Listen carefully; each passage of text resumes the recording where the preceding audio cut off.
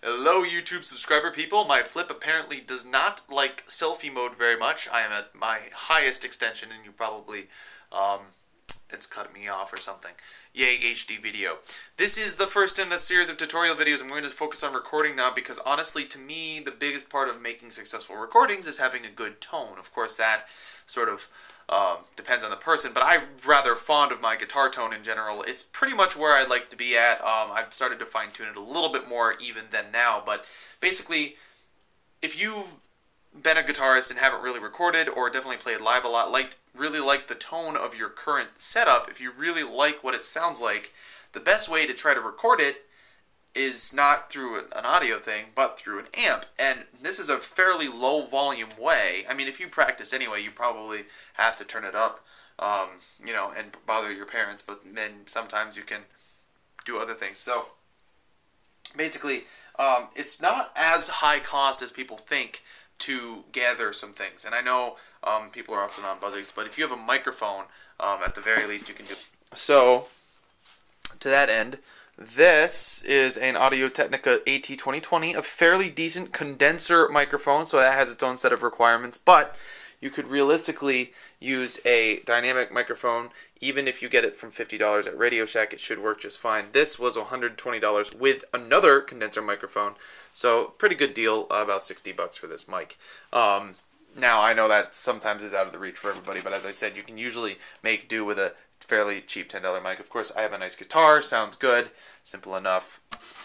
This is important actually too. This guy I use for dampening, and it's been my pal for a couple of years now.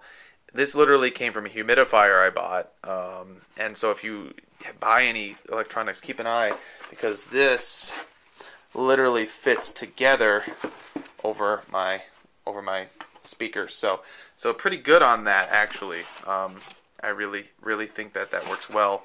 Sorry for the sidewaysness. Obviously I use a Fender Mustang amp. It works too well for its own thing. And of course I kind of layered my boxes. I mean that's just a paper box. Like you can use simple boxes if you have a smaller amp. If you have a bigger amp, you're kind of screwed on this.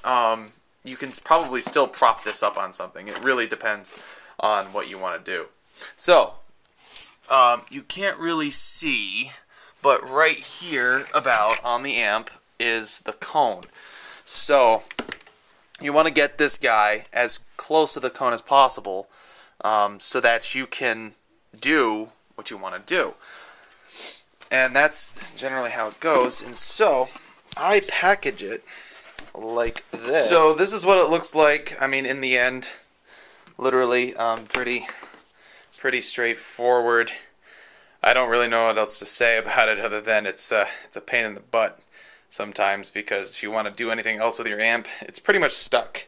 But it really works wonders, because any of this room echo that you're hearing right now, that doesn't involve anything. And so really it isolates the mic quite nicely. And that's kind of important. So I'll be right back. So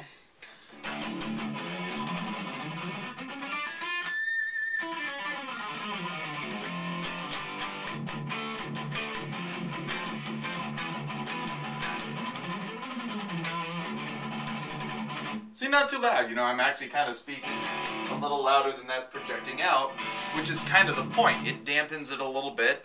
It still kind of has the echoes of the brainwaves, so depending on your neighbors in your apartment complex, if you're in one, it may be an issue. So, depend on that. Now, my setup before, it is,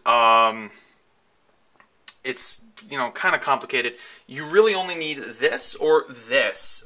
This is an digital audio analog to digital interface, meaning it converts the analog signal from my guitar that you can hear back there into a proper thing. This is an M Audio Fast Track Pro. This also ran about $200-ish.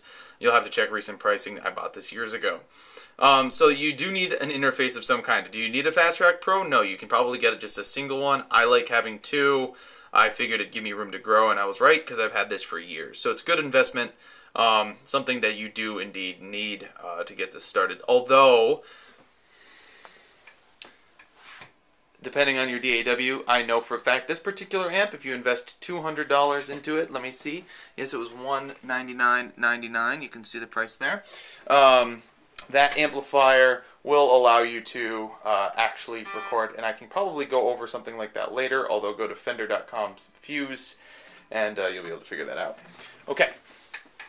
So what you'll notice is that this is set up. I have a long thing. It's right there. It's just a basic thing. I like to use phantom power from this rather than this personally. And I've always, this mixer's gone everywhere. It's in the, actually I brought it for DB Pony's set. I think he used it as well. So, good stuff there. Great stuff. I'll be right back. All right, so here we're gonna do something a little bit. You can see at the top is my voice. I'm recording this now as well, just to check it out. So we're in Sonar right now. Hear my guitar, see at the bottom there, it's making nice little cymbals. Sorry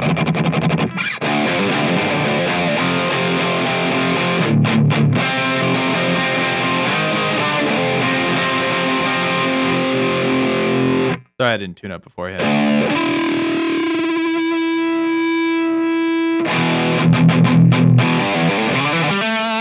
So, I played a couple of things. I wanted to show you what the waveform does.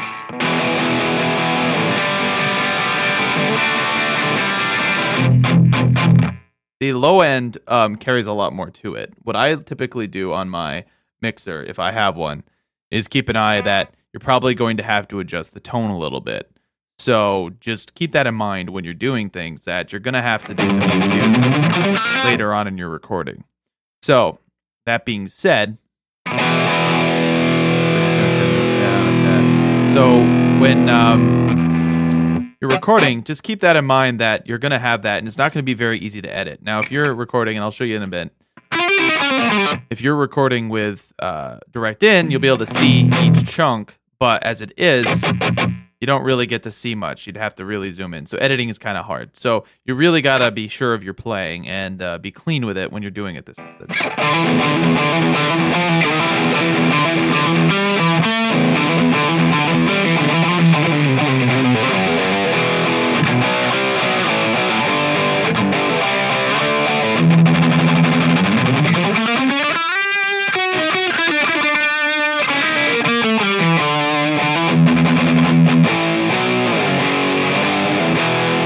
See how nice that sounds? It's very full, and it sounds great right away. So, I mean, that's all I wanted to show you, is it just make sure this isn't going, the record is never going into the red. So keep an eye on that. Notice how it never goes into the red. You can always turn it up later. In fact, when I was monitoring here, I had to turn it down. So just keep that in mind. Like, you never want to clip anything ever. So okay, we'll be right back, and we'll go over something completely different. This is what you would do if you were Amplitube. plugging in.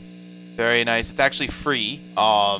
There is a free that I'm using only the free patches. So you have a distortion pedal, but you know what? You might want to use your own. But for now, I don't have any good distortion pedals. But if you have a decent distortion pedal already as a guitarist, if you don't, no worries. This will work. I mean, that sounds pretty rough, but you know, we can kind of mess with it a little bit to get what we desire. So let's actually turn that down. Up. There we go. That's nice right there. You always want to be careful. Like, be careful of this. Treble and bass.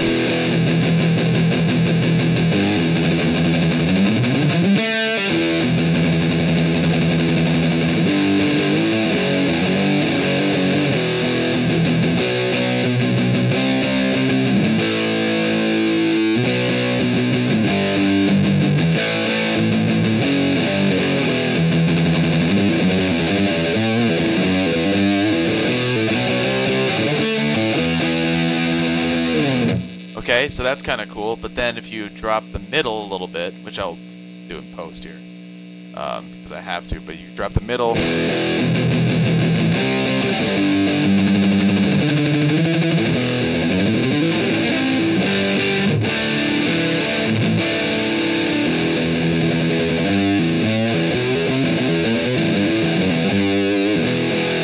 That sounds pretty good. It sounds pretty good. Is it perfect? No. But if you layer that, maybe even turn down the gain just a tad, you know, for different tones. As it is, I think that sounds pretty good, you know.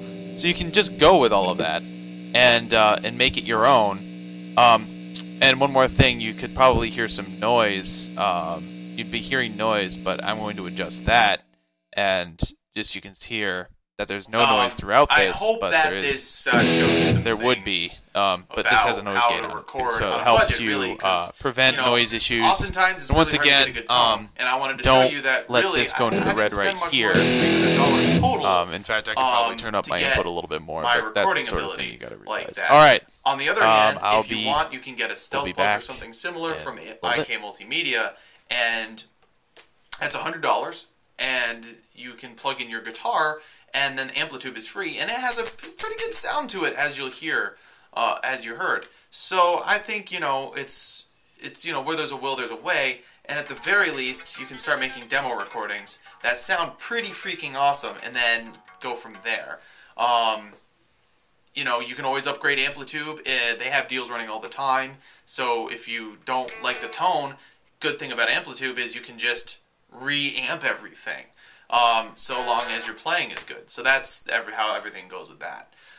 So I hope you enjoyed this first tutorial video. If you have any questions, feel free to ask them below. If you have any ideas for some videos, I may get to them. Or, of course, if you'd like to be a patron, if you do $5 per video, I will definitely listen to your suggestion and prioritize it. And, of course, please subscribe to me as a patron to support everything I do here. Help me buy the stuff that I have. It helps me keep everything up. Strings are not cheap. They are for this guy, but not for my bass. And I might do a bass tone thing the other day, but my tone is very difficult to replicate unless you can find the gear I have. I may, use funds from Patreon to figure out how to get good bass tone for everybody, but for now, that's what we got. I look forward to seeing your comments.